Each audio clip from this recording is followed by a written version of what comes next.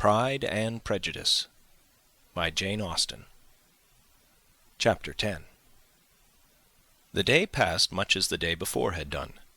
Mrs. Hurst and Miss Bingley had spent some hours of the morning with the invalid, who continued, though slowly, to mend, and in the evening Elizabeth joined their party in the drawing-room. The loo table, however, did not appear. Mr. Darcy was writing, and Miss Bingley, seated near him, was watching the progress of his letter and repeatedly calling off his attention by messages to his sister. Mr. Hurst and Mr. Bingley were at piquet, and Mrs. Hurst was observing their game. Elizabeth took up some needlework, and was sufficiently amused in attending to what passed between Darcy and his companion. The perpetual commendations of the lady, either on his handwriting, or on the evenness of his lines, or on the length of his letter, with the perfect unconcern with which her praises were received, formed a curious dialogue, and was exactly in union with her opinion of each. "How delighted Miss Darcy will be to receive such a letter!" He made no answer. "You write uncommonly fast." "You are mistaken. I write rather slowly." "How many letters you must have occasion to write in the course of a year! Letters of business, too! How odious I should think them!" "It is fortunate, then, that they fall to my lot instead of yours." "Pray tell your sister that I long to see her." "I have already told her so once, by your desire." "I am afraid you do not like your pen. Let me mend it for you. I mend pens remarkably well." "Thank you, but I always mend my own." "How can you contrive to write so even?" He was silent. "Tell your sister I am delighted to hear of her improvement on the harp, and pray let her know that I am quite in raptures with her beautiful little design for a table, and I think it infinitely superior to Miss Grantley's." "Will you give me leave to defer your raptures till I write again? At present I have not room to do them justice." "Oh, it is of no consequence. I shall see her in January. But do you always write such charming long letters to her, Mr. Darcy?" "They are generally long, but whether always charming, it is not for me to determine." "It is a rule with me that a person who can write a long letter with ease cannot write ill." "That will not do for a compliment to Darcy, Caroline," cried her brother, "because he does not write with ease. He studies too much for words of 4 syllables. Do not you, Darcy?" "My style of writing is very different from yours." "Oh!" cried Miss Bingley, "Charles writes in the most careless way imaginable. He leaves out half his words, and blots the rest." "My ideas flow so rapidly that I have not time to express them, by which means my letters sometimes convey no ideas at all to my correspondents." "Your humility, Mr. Bingley," said Elizabeth, "must disarm reproof."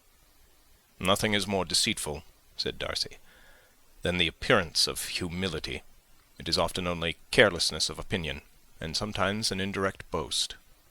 "And which do you two call my little recent piece of modesty?" "The indirect boast, for you are really proud of your defects in writing, because you consider them as proceeding from rapidity of thought and carelessness of execution, which, if not estimable, you think at least highly interesting. The power of doing anything with quickness is always prized much by the possessor, and often without any attention to the imperfection of the performance. When you told Mrs. Bennet this morning that if you ever resolved upon quitting Netherfield, you should be gone in 5 minutes, you meant it to be a sort of panegyric, of compliment to yourself. And yet what is there so very laudable in a precipitance which must leave very necessary business undone, and can be of no real advantage to yourself or anyone else?" "Nay," cried Bingley, "this is too much, to remember at night all the foolish things that were said in the morning. And yet, upon my honour, I believe what I said of myself to be true, and I believe it at this moment. At least, therefore, I did not assume the character of needless precipitance merely to show off before the ladies."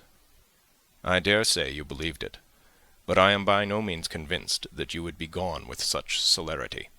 Your conduct would be quite as dependent on chance as that of any man I know. And if, as you were mounting your horse, a friend were to say, 'Bingley, you had better stay till next week,' you would probably do it. You would probably not go, and at another word might stay a month." "You have only proved by this," cried Elizabeth, "that Mr. Bingley did not do justice to his own disposition. You have shown him off now much more than he did himself." "I am extremely gratified," said Bingley, "by your converting what my friend says into a compliment on the sweetness of my temper. But I am afraid you are giving it a turn which that gentleman did by no means intend, for he would certainly think better of me if under such a circumstance I were to give a flat denial and ride off as fast as I could." "Would Mr. Darcy then consider the rashness of your original intentions as atoned for by your obstinacy in adhering to it?" "Upon my word, I cannot exactly explain the matter. Darcy must speak for himself." "You expect me to account for opinions which you choose to call mine, but which I have never acknowledged. Allowing the case, however, to stand according to your representation, you must remember, Miss Bennet, that the friend who is supposed to desire his return to the house and the delay of his plan has merely desired it, asked it without offering one argument in favour of its propriety."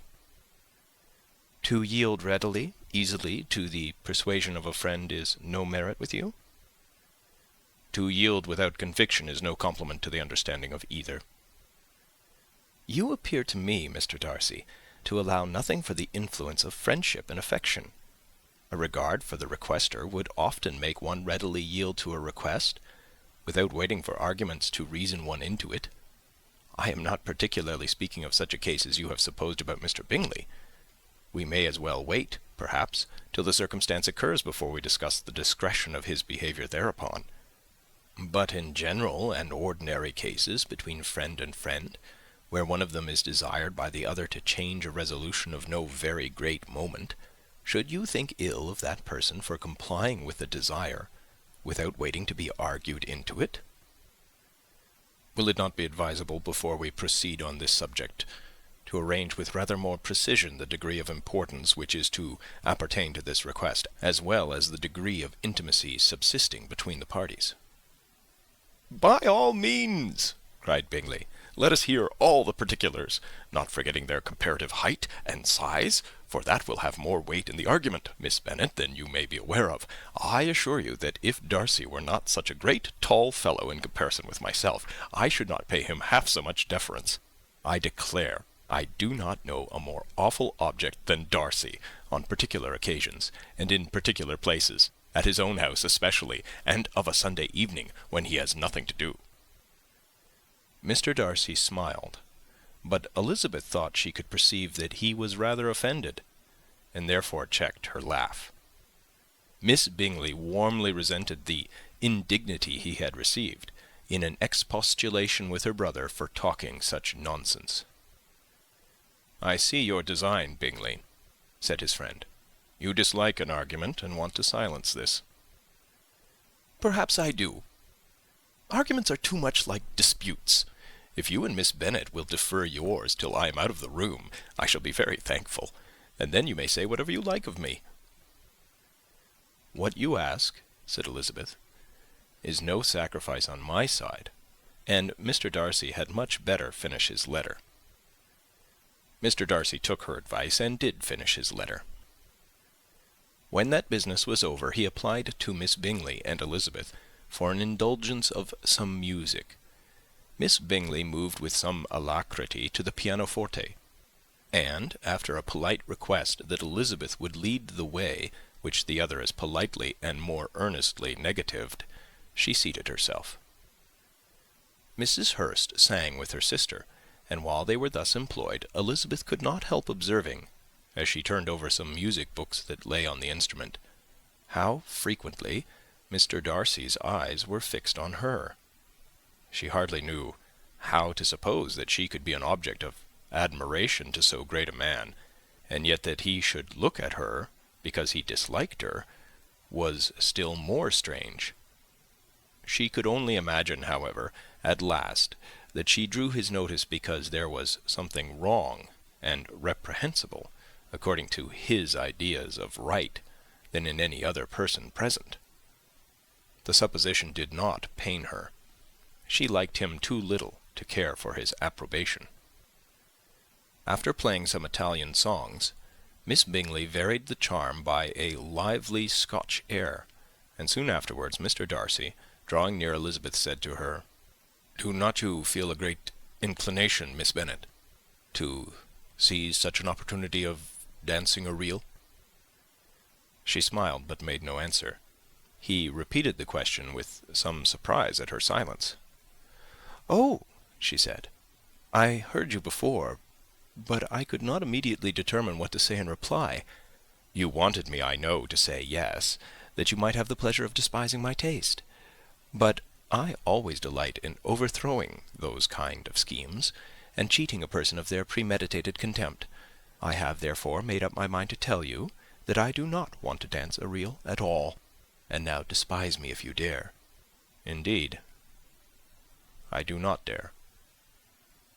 Elizabeth, having rather expected to affront him, was amazed at his gallantry, but there was a mixture of sweetness and archness in her manner which made it difficult for her to affront anybody, and Darcy had never been so bewitched by any woman as he was by her. He really believed that were it not for the inferiority of her connections, he should be in some danger. Miss Bingley saw, or suspected enough to be jealous, and her great anxiety for the recovery of her dear friend Jane received some assistance from her desire of getting rid of Elizabeth. She often tried to provoke Darcy into disliking her guest, by talking of their supposed marriage, and planning his happiness in such an alliance. "I hope," she said, as they were walking together in the shrubbery the next day, "you will give your mother-in-law a few hints, when this desirable event takes place, as to the advantage of holding her tongue; and if you can compass it, do sure the younger girls of running after officers, and if I may mention so delicate a subject, endeavour to check that little something bordering on conceit and impertinence which your lady possesses." "Have you anything else to propose for my domestic felicity?" "Oh, yes. Do let the portraits of your uncle and Aunt Phillips be placed in the gallery at Pemberley. Put them next to your great-uncle, the judge. They are in the same profession, you know, only in different lines. As for your Elizabeth's picture, you must not have it taken, for what painter could do justice to those beautiful eyes?" "It would not be easy indeed to catch their expression, but their colour and shape, and the eyelashes, so remarkably fine, might be copied." At that moment they were met from another walk by Mrs. Hurst and Elizabeth herself. "I did not know that you intended to walk," said Miss Bingley, in some confusion lest they had been overheard. "You used us abominably ill," answered Mrs. Hurst, "running away without telling us that you were coming out." Then, taking the disengaged arm of Mr. Darcy, she left Elizabeth to walk by herself. The path just admitted 3. Mr. Darcy felt their rudeness, and immediately said, "This walk is not wide enough for our party. We had better go into the avenue." But Elizabeth, who had not the least inclination to remain with them, laughingly answered, "No, no, stay where you are. You are charmingly grouped, and appear to uncommon advantage. The picturesque would be spoilt by admitting a 4th. Good-bye." She then ran gaily off, rejoicing as she rambled about, in the hope of being at home again in a day or 2. Jane was already so much recovered as to intend leaving her room for a couple of hours that evening. End of Chapter 10. Chapter 11. When the ladies removed after dinner, Elizabeth ran up to her sister, and seeing her well guarded from cold, attended her into the drawing-room, where she was welcomed by her 2 friends with many professions of pleasure, and Elizabeth had never seen them so agreeable as they were during the hour which passed before the gentlemen appeared. Their powers of conversation were considerable. They could describe an entertainment with accuracy, relate an anecdote with humour, and laugh at their acquaintance with spirit. But when the gentleman entered, Jane was no longer the first object. Miss Bingley's eyes were instantly turned toward Darcy, and she had something to say to him before he had advanced many steps. He addressed himself to Miss Bennet with a polite congratulation. Mr. Hurst also made her a slight bow, and said he was very glad, but diffuseness and warmth remained for Bingley's salutation. He was full of joy and attention. The first half-hour was spent in piling up the fire, lest she should suffer from the change of room, and she removed at his desire to the other side of the fireplace, that she might be further from the door. He then sat down by her, and talked scarcely to anyone else. Elizabeth, at work in the opposite corner, saw it all with great delight. When the tea was over, Mr. Hurst reminded his sister-in-law of the card-table, but in vain. She had obtained private intelligence that Mr. Darcy did not wish for cards, and Mr. Hurst soon found even his open petition rejected. She assured him that no one intended to play, and the silence of the whole party on the subject seemed to justify her. Mr. Hurst had therefore nothing to do but to stretch himself on one of the sofas and go to sleep. Darcy took up a book. Miss Bingley did the same, and Mrs. Hurst, principally occupied in playing with her bracelets and rings, joined now and then in her brother's conversation with Miss Bennet. Miss Bingley's attention was quite as much engaged in watching Mr. Darcy's progress through his book as in reading her own, and she was perpetually either making some inquiry or looking at his page. She could not win him, however, to any conversation. He merely answered her question and read on. At length, quite exhausted by the attempt to be amused with her own book, which she had only chosen because it was the second volume of his, she gave a great yawn and said, "How pleasant it is to spend an evening in this way! I declare, after all, there is no enjoyment like reading. How much sooner one tires of anything than of a book! When I have a house of my own, I shall be miserable if I have not an excellent library." No one made any reply. She then yawned again, threw aside her book, and cast her eyes round the room in quest for some amusement, when, hearing her brother mentioning a ball to Miss Bennet, she turned suddenly towards him and said, "By the by, Charles, are you really serious in meditating a dance at Netherfield? I would advise you, before you determine on it, to consult the wishes of the present party. I am much mistaken if there are not some among us who a ball would be rather a punishment than a pleasure."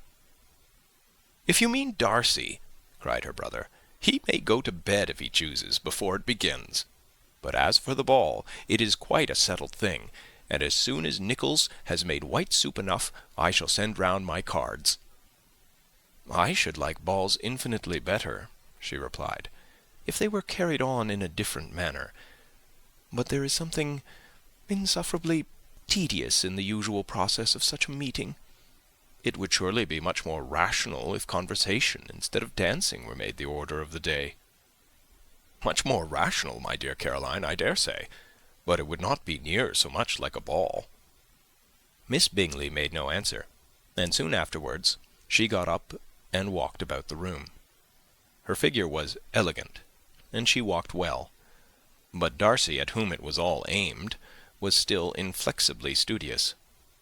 In the desperation of her feelings, she resolved on one effort more, and turning to Elizabeth, said, "Miss Eliza Bennet, let me persuade you to follow my example, and take a turn about the room. I assure you it is very refreshing after sitting so long in one attitude." Elizabeth was surprised, but agreed to it immediately. Miss Bingley succeeded no less in the real object of her civility. Mr. Darcy looked up. He was as much awake to the novelty of attention in that quarter as Elizabeth herself could be, and unconsciously closed his book. He was directly invited to join their party, but he declined it, observing that he could imagine but two motives for their choosing to walk up and down the room together, with either of which motives his joining them would interfere. What could he mean? She was dying to know what could be his meaning, and asked Elizabeth whether she could at all understand him. "Not at all," was her answer. "But depend upon it, he means to be severe on us, and our surest way of disappointing him will be to ask nothing about it." Miss Bingley, however, was incapable of disappointing Mr. Darcy in anything, and persevered, therefore, in requiring an explanation of his two motives. "I have not the smallest objection to explaining them," said he, as soon as she allowed him to speak. "You either choose this method of passing the evening because you are in each other's confidence, and have secret affairs to discuss, or because you are conscious that your figures appear to the greatest advantage in walking. If the first, I would be completely in your way, and if the second, I can admire you much better as I sit by the fire." "Oh, shocking!" cried Miss Bingley. "I never heard anything so abominable. How shall we punish him for such a speech?" "Nothing so easy, if you have but the inclination," said Elizabeth. "We can all plague and punish one another. Tease him, laugh at him. Intimate as you are, you must know how it is to be done." "But upon my honour, I do not. I do assure you that my intimacy has not yet taught me that. Tease calmness of manner and presence of mind? No, no. Feel he may defy us there. And as to laughter, we will not expose ourselves, if you please, by attempting to laugh without a subject. Mr. Darcy may hug himself." "Mr. Darcy is not to be laughed at?" cried Elizabeth. "That is an uncommon advantage. And uncommon I hope it will continue, for it would be a great loss to me to have many such acquaintances. I dearly love a laugh." "Miss Bingley," said he, "has given me more credit than can be. The wisest and the best of men, nay, the wisest and best of their actions, may be rendered ridiculous by a person whose first object in life is a joke." "Certainly," replied Elizabeth. "There are such people, but I hope I am not one of them. I hope I never ridicule what is wise and good. Follies and nonsense, whims and inconsistencies, do divert me, I own, and I laugh at them whenever I can. But these, I suppose, are precisely what you are without." "Perhaps that is not possible for anyone. But it has been the study of my life to avoid those weaknesses which often expose a strong understanding to ridicule." "Such as vanity and pride?" "Yes, vanity is a weakness indeed. But pride, where there is a real superiority of mind, pride will be always under good regulation." Elizabeth turned away to hide a smile. "Your examination of Mr. Darcy is over, I presume?" said Miss Bingley. "And pray, what is the result?" "I am perfectly convinced by it that Mr. Darcy has no defect. He owns it himself without disguise." "No," said Darcy, "I have made no such pretension. I have faults enough, but they are not, I hope, of understanding. My temper I dare not vouch for. It is, I believe, too little yielding, certainly too little for the convenience of the world. I cannot forget the follies and vices of others so soon as I ought, nor their offences against myself. My feelings are not puffed about with every attempt to move them. My temper would perhaps be called resentful. My good opinion, once lost, is lost forever." "That is a failing indeed," cried Elizabeth. "Implacable resentment is a shade in a character. But you have chosen your fault well. I really cannot laugh at it. You are safe from me. There is, I believe, in every disposition a tendency to some particular evil, a natural defect, which not even the best education can overcome." "And your defect is to hate everybody?" "And yours," he replied with a smile, "is wilfully to misunderstand them." "Do let us have a little music," cried Miss Bingley, tired of a conversation in which she had no share. "Louisa, you will not mind my waking Mr. Hurst?" Her sister had not the smallest objection, and the pianoforte was opened; and Darcy, after a few moments' recollection, was not sorry for it. He began to feel the danger of paying Elizabeth too much attention. Chapter 11.